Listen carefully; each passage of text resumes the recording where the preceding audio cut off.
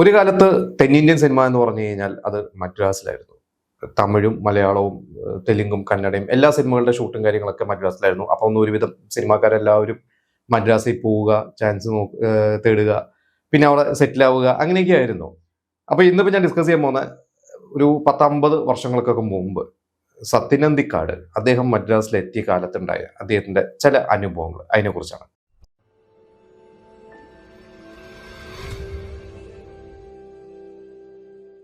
തൃശ്ശൂർ അന്തിക്കാട് എന്ന് പറഞ്ഞ ഒരു ചെറിയൊരു ഗ്രാമം ഇന്ന് കുറച്ച് വലുതായി. അന്നൊക്കെ ഒരു ചെറിയൊരു ഗ്രാമമാണ് പണ്ട് 60കളും 70കളൊക്കെ. അവിടുന്ന് സിനിമാ മോഹമായിട്ട് സത്യൻ അന്തിക്കാട് മദ്രാസിലെത്തുന്നു. ഡോക്ടർ ബാലകൃഷ്ണൻ, അദ്ദേഹം ഡോക്ടറുമാണ്, അദ്ദേഹം സംവിധായകനുമാണ്, എഴുത്തുകാരനൊക്കെയാണ്. അദ്ദേഹത്തിന്റെ അസിസ്റ്റന്റ് ആയിട്ടാണ് സത്യൻ അന്തിക്കാട് പോകുന്നത്. അപ്പൊ അന്ന് എഗ്മൂർ റോഡിലുള്ള ഡോക്ടർ ബാലകൃഷ്ണന്റെ ഒരു ഓഫീസ്, അതിൻ്റെ അടുത്തൊരു പാലസ് ലോഡ്ജ്. ആ ഒരു പാലസ് ലോഡ്ജിലായിരുന്നു അന്ന് സത്യൻ അന്തിക്കാടിന് താമസം. അന്ന് ആ ഒരു ലോഡ്ജിൽ ഒരു മുറിക്ക് വാടക 150 രൂപയാണ്. അന്ന് അതൊരു വലിയൊരു തുക തന്നെയാണ്.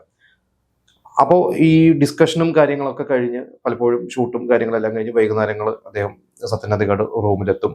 മിക്കവാറും വൈകിയൊക്കെയാണ് എത്താറുള്ളത്.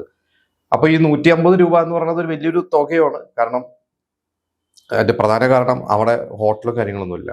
ഇതൊരു ലോഡ്ജ് താമസം മാത്രമേ ഉള്ളൂ. ഭക്ഷണവും കാര്യങ്ങളൊക്കെ പുറത്തു പോകണം. അപ്പോൾ അദ്ദേഹം മിക്ക സമയത്തും ഡോക്ടർ ബാലകൃഷ്ണന്റെ വീട്ടിൽ നിന്നൊക്കെ ആയിരിക്കും ഭക്ഷണം കഴിക്കുന്നത്. അദ്ദേഹത്തിന്റെ കൂടെ സത്യൻ അന്തിക്കാട് കൂടാതെ വേറെയും കുറെ അസിസ്റ്റൻസ് ഉണ്ട്.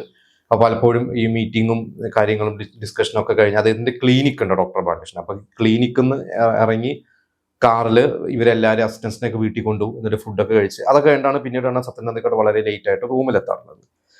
അങ്ങനെ ഒരു ദിവസം ഈ എമൗണ്ട് കുറച്ച് കൂടുതലാണ്. ഈ 150 രൂപ എന്ന് പറഞ്ഞാൽ അദ്ദേഹത്തിന് ഈ പറയുന്ന ഡോക്ടർ ബാലകൃഷ്ണൻ കൊടുക്കുന്ന ശമ്പളത്തിൽ നിന്നൊക്കെ അഡ്ജസ്റ്റ് ചെയ്തിട്ടൊക്കെ വേണം വാടക കൊടുക്കാനായിട്ട്. അങ്ങനെ അദ്ദേഹം ഒരു ദിവസം ലോഡ്ജിൽ വന്നപ്പോൾ ആ ലോഡ്ജിന്റെ മാനേജർ പറഞ്ഞു, നിങ്ങൾക്ക് റൂമിൽ ഒരാളെ കൂടി തരട്ടെ, അപ്പൊ നിങ്ങൾക്ക് വാടക ഷെയർ ചെയ്യാമല്ലോ എന്ന് പറഞ്ഞു.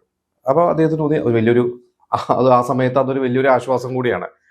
അപ്പൊ അദ്ദേഹം ശരി എന്ന് പറഞ്ഞു. അങ്ങനെ ആ റൂമിൽ പുതിയൊരു റൂംമേറ്റ് വന്നു. സെൽവരാജ് എന്ന് പറയുന്ന ഒരു തഞ്ചാവൂരുകാരനാണ്. അപ്പൊ ഈ സെൽവരാജ് അവിടെ അടുത്തൊരു ടെക്സ്റ്റൈൽ ഷോപ്പിൽ ഒരു സെയിൽസ്മാനായിട്ട് ജോലിയാണ്. അപ്പൊ അദ്ദേഹത്തിന് മലയാളം അറിയില്ല, സത്യൻ അന്തിക്കാടിന് തമിഴും അറിയില്ല. അപ്പൊ രണ്ടുപേരും ആംഗ്യ ഭാഷയിലാണ്. അപ്പൊ മിക്കവാറും റൂമിൽ ഭയങ്കര സൈലൻസ് ആയിരിക്കും. പിന്നെ ആംഗ്യ ഭാഷയിലാണ് അങ്ങോട്ടും ഇങ്ങോട്ടൊക്കെ. അപ്പോൾ ഈ പറഞ്ഞ സത്യൻ അന്തിക്കാട് അദ്ദേഹത്തിന്റെ ഒരു ആത്മകഥയുടെ ഒരു ഭാഗമാണ്. അപ്പൊ അദ്ദേഹം എഴുതിയിരിക്കുന്നത് ആംഗ്യ ഭാഷ കൊണ്ടുള്ള കുറെ ഗുണങ്ങളെ കുറിച്ചാണ് പറഞ്ഞിരിക്കുന്നത്. ഈ ഭാഷ അറിയാതെ ആൾക്കാർ അങ്ങോട്ടും ഇങ്ങോട്ടും കമ്മ്യൂണിക്കേറ്റ് ചെയ്യുന്നതിനെ പറ്റി. അപ്പോൾ ഈ സെൽവരാജ് മിക്ക ദിവസവും രാവിലെ നേരത്തെ എഴുന്നേക്കും. അദ്ദേഹം പലപ്പോഴും നേരത്തെ എടുക്കും. അത് സത്യൻ അന്തിക്കാട് വളരെ ലേറ്റ് ആയിട്ട് വരുമ്പോഴേക്കും സെൽവരാജ് ഉറങ്ങിയിട്ടുണ്ടോ. അദ്ദേഹം നേരത്തെ എഴുന്നേക്കും. നേരത്തെ എഴുന്നേറ്റിട്ട് കുളിച്ച് ഭസ്മൊക്കെ തൊട്ട് പൂജാമുറി പ്രാർത്ഥനയൊക്കെ ആയിരിക്കും. അവിടെ കുറെ ദൈവത്തിന്റെ പടമൊക്കെ വെച്ച് പ്രാർത്ഥനയായിരിക്കും. അപ്പൊ സത്യൻ അന്തിക്കാട് പലപ്പോഴും പുതപ്പിന്റെ അടിയിൽ ഉറക്കം നടിച്ച് കിടന്ന് ഇദ്ദേഹം പ്രാർത്ഥിക്കുന്നത് കേൾക്കാം. മിക്കവാറും ദൈവത്തിനോട് ഇങ്ങനെ സംസാരിക്കുന്നൊക്കെ ഉണ്ടാവും. എന്നിട്ട് അദ്ദേഹം ജോലിക്ക് പോകുന്നതിന് മുമ്പ് അദ്ദേഹത്തിന് ഒരു പെട്ടിയുണ്ട്. ആ പെട്ടിയൊക്കെ പൂട്ടി ആ താക്കോല് പോക്കറ്റിൽ ഇട്ടിട്ടാണ് പോവുക. എന്നിട്ട് പോകുന്നതിന് മുമ്പ് സത്യൻ അന്തിക്കാടിനോട് പറയും റൂമിന്റെ കീ റിസപ്ഷനിസ്റ്റിന് കൊടുക്കാൻ മറക്കരുത് എന്ന് പറയും. അത് എല്ലാം ആംഗ്യ ഭാഷയിലാണ്. അപ്പോൾ ഒരു ദിവസം ഇതേപോലെ തന്നെ അദ്ദേഹത്തിന്റെ പല കത്തുകൾ വരും. ഈ സെൽവരാജിന് കത്ത് വരും. അപ്പോൾ ഒരു ദിവസം ഈ കത്ത് റൂമിന്റെ മാനേജർ സത്യൻ അന്തിക്കാടിനാണ് കൊടുത്തത്. സത്യൻ അന്തിക്കാട് ആ കത്ത് സെൽവരാജ് ഒരു ദിവസം നേരത്തെ എത്തി സത്യൻ അന്തിക്കാട്. അപ്പോൾ ഈ പറഞ്ഞ സെൽവരാജിന് കത്ത് കൊടുത്തു. അപ്പൊ ഇംഗ്ലണ്ടാണ്. അപ്പൊ പറഞ്ഞു ഭാര്യയാണ് കത്ത് അയച്ചിരിക്കുന്നതെന്ന്. അതും ആംഗ്യ ഭാഷയിലൂടെ പറഞ്ഞു. അത് കഴിഞ്ഞ് കത്ത് വരുന്ന സമയങ്ങളിൽ അദ്ദേഹം ഈ പെട്ടിയിലിരിക്കുന്ന പൈസയൊക്കെ എണ്ണി കൊണ്ട് മണി ഓർഡർ അയക്കാനൊക്കെ പോകും. അപ്പൊ അദ്ദേഹം ഒരു പ്രാരബ്ധക്കാരനാണ്. പക്ഷെ ഇവർ തമ്മിൽ അങ്ങനെ വേറെ വർത്താനവും കാര്യങ്ങളും ഇല്ല. അങ്ങനെ ഒരു ദിവസം സത്യൻ അന്തിക്കാട് നേരത്തെ വീട്ടിലെത്തി ഇതുപോലെ. അതായത് അദ്ദേഹം പുറത്തുനിന്ന് ഡോക്ടർ ബാലകൃഷ്ണൻ സ്ഥലത്തില്ല. അപ്പൊ അദ്ദേഹം പുറത്തുനിന്ന് ഭക്ഷണം കഴിച്ച് നേരത്തെ വീട്ടിലെത്തി.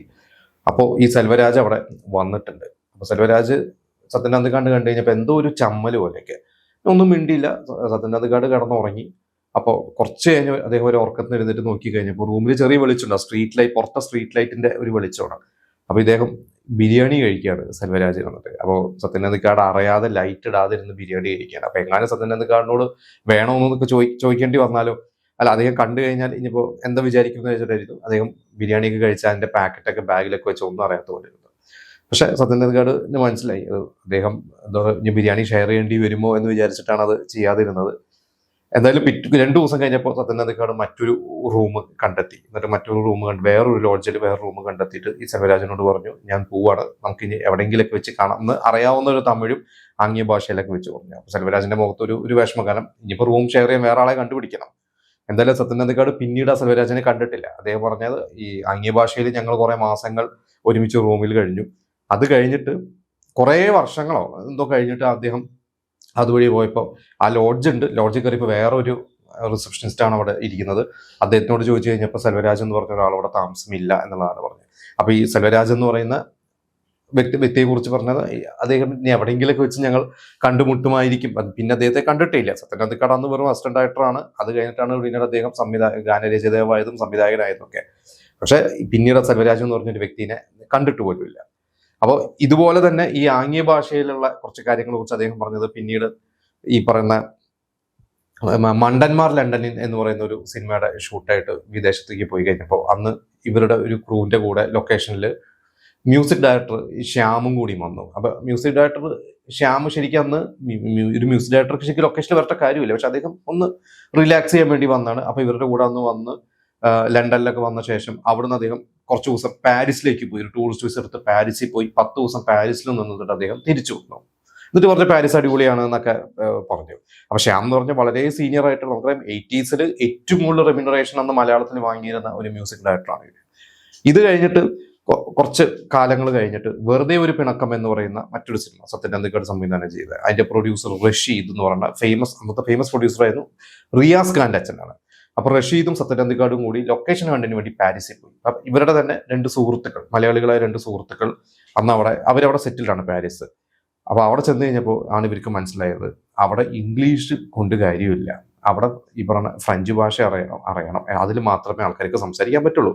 ഇവര് ഇംഗ്ലീഷിലും ഒക്കെ നോക്കിയിട്ടൊന്നും നടക്കുന്നില്ല. ഒരു റെസ്റ്റോറൻറ്റിൽ എത്തിയിട്ട് ഇവര് പല കാര്യങ്ങൾ സംസാരിക്കാൻ നോക്കുന്നു, പക്ഷെ ഇവർക്കൊന്നും പറ്റുന്നില്ല, ഇംഗ്ലീഷ് അറിയില്ല അവിടെ ഉള്ളവർക്ക്. അവസാനം ഈ കൂടെയുള്ള ആ സുഹൃത്തുക്കൾ വഴിയാണൊക്കെ കാര്യങ്ങൾ അഡ്ജസ്റ്റ് ചെയ്ത്. ഇത് കഴിഞ്ഞ് തിരിച്ച് നാട്ടിലെത്തിയ ശേഷം ഈ ശ്യാമിനോട് ചോദിച്ചു, ശ്യാമൻ സാറ് എങ്ങനെയാണ് അവിടെ പോയിട്ട് പാരീസിൽ 10 ദിവസം ഫ്രഞ്ച് അറിയാതെ കഴിഞ്ഞെന്ന് വെച്ചപ്പോഴാണ് അദ്ദേഹം പറഞ്ഞത് അവിടെ ചെന്നപ്പോഴാണ് മനസ്സിലായത് ഇതൊന്നും ഇംഗ്ലീഷ് അറിയാതെ ഇംഗ്ലീഷിനൊന്നും കാര്യമില്ല.